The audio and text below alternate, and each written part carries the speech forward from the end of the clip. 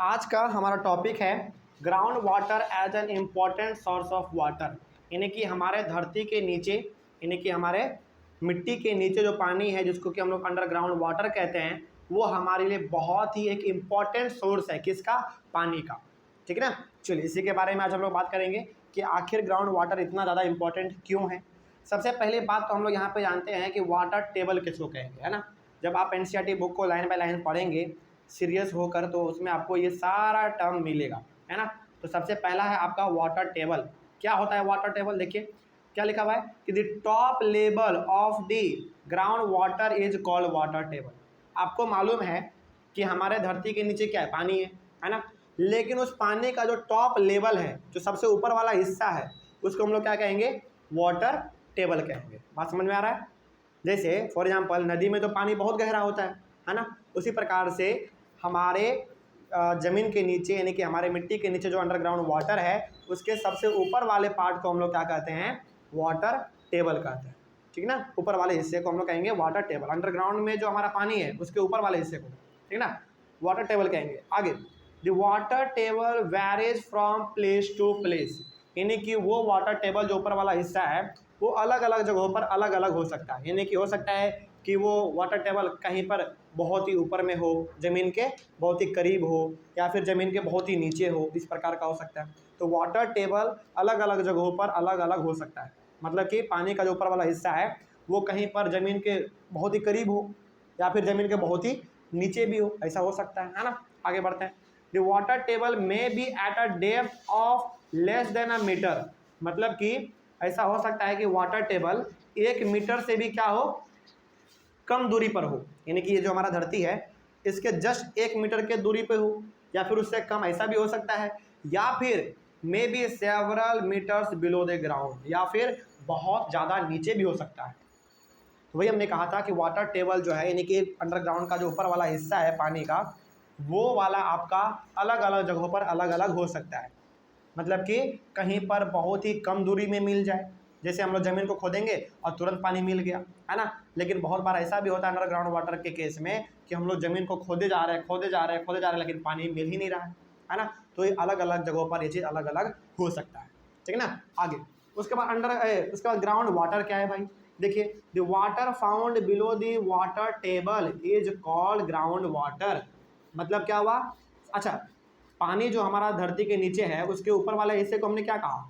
Water table, है ना। और वाटर टेबल हमारा क्या हुआ? बेसिकली पानी का सबसे ऊपर वाला हिस्सा, सरफेस हो गया हमारा पानी का। लेकिन उसके नीचे जो हमारा पानी है उसको हम लोग कहते हैं ग्राउंड वाटर। बात समझ में आ रही है? जैसे फॉर एग्जांपल यदि मैं आपको बताऊं तो जैसे बरसात होता है तो रोडों पे पानी भर जाता है ना। तो उसके ऊपर जो आप पेपर का नाव बना के चलाते हैं तो किसके ऊपर आप चलाते हैं? पानी के ऊपर वाले हिस्से पे ना, उसके सरफेस पे ना। तो उसी सरफेस को हम लोग कहेंगे वाटर टेबल। और लेकिन उस सरफेस के नीचे पानी है कि नहीं है? बिल्कुल है, होता ही है हमारा, है ना। उसको कहेंगे ग्राउंड वाटर, सिंपल। तो वाटर टेबल के नीचे जो आपका पानी है उसी को हम लोग कहते हैं ग्राउंड वाटर। ठीक है। आगे, the rain water and water from other sources such as rivers and ponds seeps through the soil and fills the empty space and cracks deep below the ground। जैसे जैसे हमारा बरसात होता है ना। बरसात होता है तो पानी हमारे नीचे आता है, ज़मीन पे आता है पानी। साथ ही साथ नदी का पानी हो गया, तालाब का पानी हो गया, ये सारा का सारा पानी जो है ना ज़मीन के नीचे जाता है। आपने कभी गौर किया? यानी कि बरसात हुआ और बरसात का पानी ज़मीन के नीचे चला गया, ऐसा होता है कि नहीं होता है? बिल्कुल होता है। तो सवाल ये है कि वो पानी आखिर गया कहाँ? क्या नीचे टंकी बना हुआ है क्या धरती के नीचे? नहीं। फिर वो पानी गया कहाँ? वो पानी गया कहाँ मालूम है? धरती के नीचे ना छोटा छोटा कहीं पे क्रैक्स है, मतलब कि कहीं कहीं छेद बना हुआ है ना। उसी छेद में जाकर हमारा पानी एंटर कर जाता है, यानी कि घुस जाता है। तो हम लोग क्या कहते हैं? हम लोग कहते हैं कि बरसात का पानी ज़मीन में दफन हो गया, यानी कि ज़मीन के नीचे चला गया। वो बेसिकली ज़मीन के नीचे जाता है, लेकिन कहाँ पर? धरती के जो छोटे मोटे जो जगह होते हैं, क्रैक्स आ जाता है, जहाँ पर दरार आ जाता है, वहीं पर जाकर वो घुस जाता है। ठीक ना। चलिए आगे बढ़ते हैं। फिर उसके बाद आपके सामने एक वर्ड आ रहा है अभी तुरंत, ताज़ा ताज़ा वर्ड है आपका, इनफिल्ट्रेशन। इनफिल्ट्रेशन क्या है? देखिए इसके बारे में, the process of seeping of water into the ground is called infiltration. Simple सी बात। जब हमारा पानी ज़मीन के नीचे चला जाता है, यानी कि पूरी तरीके से गायब हो जाता है हमारे आंखों के नज़र से, उसी प्रोसेस को हम लोग कहते हैं इनफिल्ट्रेशन। बात समझ में आ रहा है? जैसे बरसात हुआ, मान लीजिए बरसात हुआ और 2-3 घंटा के बाद हम देख रहे हैं कि बरसात का पानी गायब। तो वो गायब क्या वो पानी को उठा के लेके चला गया? नहीं, वो पानी हमारा ज़मीन के नीचे चला गया। उसी प्रोसेस को हम लोग क्या कहेंगे? इनफिल्ट्रेशन। तो जब पानी आपका ज़मीन के नीचे चला जाए, समा जाए, उसी को हम लोग कहते हैं, उसी प्रोसेस को हम लोग कहेंगे इनफिल्ट्रेशन। ठीक है ना? आगे उसके बाद हमारा एक और टर्म आता है बड़ा ही खूबसूरत सा, इसका नाम है एक्वीफर। एक्वीफर क्या है? एक्वीफर देखिए, the ground water is stored between layers of hard rock below the water table, this is known as an aquifer.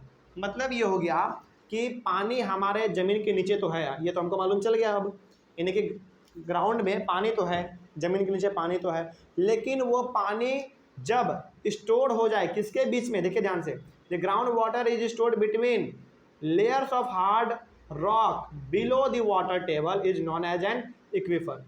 यानी कि जब पानी आपका रॉक्स के बीच में पाया जाए, जैसा कि आपको मालूम है कि हमारे धरती के नीचे क्या है? इग्नियस रॉक है, मेटामॉर्फिक रॉक है, सेडिमेंट्री रॉक है, अलग अलग प्रकार का पत्थर है ना, है कि नहीं है? बिल्कुल है। तो जब इन सभी पत्थरों के बीच में हमारा पानी पाया जाए अंडरग्राउंड वाला, उसको हम लोग कहेंगे एक्वीफर। और समझ में आ रही है? हमेशा याद रखिएगा इस चीज़ को कि हमारे ज़मीन के नीचे केवल अंडरग्राउंड वाटर ही नहीं है, और भी बहुत कुछ है, अलग अलग पत्थर हमारे है ना, चट्टान है। तो जब पत्थरों के बीच में हमारा अंडरग्राउंड पाया जाए, फाउंड किया जाए, उसको हम लोग कहेंगे एक्वीफर। याद रहेगा ये चीज़। और ये अलग अलग जो लेयर है, अलग अलग जो लेयर बना हुआ है पत्थर का, ये कहाँ पर होगा भाई? ये होगा आपके वाटर टेबल के नीचे, यानी कि पानी के नीचे। हाँ, समझ रहे हैं? चलिए आगे बढ़ते हैं फिर। तो ये हो गया हमारा एक्वीफर। तो यदि कोई पूछ दे कि एक्वीफर क्या है, तो आप एक लाइन में क्या बताएंगे? आप एक लाइन में ये बताएंगे कि हमारे धरती के नीचे ना अलग अलग लेयर बना हुआ है, यानी कि अलग अलग स्टेप बना हुआ है। किसका? रॉक का, यानी कि पत्थरों का। तो उस पत्थरों के बीचों में जब हमारा पानी पाया जाए, अंडरग्राउंड वाटर जब पाया जाए, जब स्टोर हो उसके बीच में, उसको हम लोग कहेंगे एक्वीफर। ठीक है ना? आगे, water in the aquifers can be usually pumped out with the help of tube wells और हैंड पम्प्स।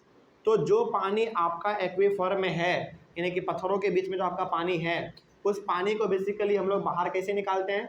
उस पानी को बेसिकली हम लोग बाहर निकालते हैं ट्यूब वेल की मदद से, है ना, या फिर हैंड पंप की मदद से, यानी कि मोटर लगा के या फिर हम लोग हैंड पंप लगा के निकालते हैं अपने पानी को, है ना। तो जो आपके घर में पानी आता है मोटर वाला, यदि आपने मोटर लगाया है अपना खुद का, तो वो पानी जो आपके घर में आ रहा है, वो पानी आपका अंडरग्राउंड से आ रहा है। और वो पानी कहाँ से? किसके बीच से? रॉक्स के बीच से आ रहा है। तो इसी को हम लोग कहेंगे एक्वीफर। ठीक है ना? चलिए आगे बढ़ते हैं फिर। यहाँ तक आपका ये टॉपिक खत्म हो गया। अगले वाले क्लास में हम लोग डिस्कस करेंगे डिप्लीशन ऑफ वाटर टेबल। ठीक है ना? ये क्या है, इसके बारे में हम लोग अपने अगले वाले क्लास में डिस्कस करेंगे। लेकिन यहाँ तक में कोई डाउट जो हम लोगों ने पढ़ा अभी, कोई डाउट है ना? चलिए, ऑनलाइन वाले बच्चे यदि आपको किसी प्रकार का कहीं पर डाउट रहा होगा तो आप एक बार कमेंट कीजिएगा, ठीक है ना, और आपके कमेंट का जवाब दिया जाएगा। मिलते हैं फिर हम लोग अपने अगले वाले क्लास में। Thank you very much and have a nice day.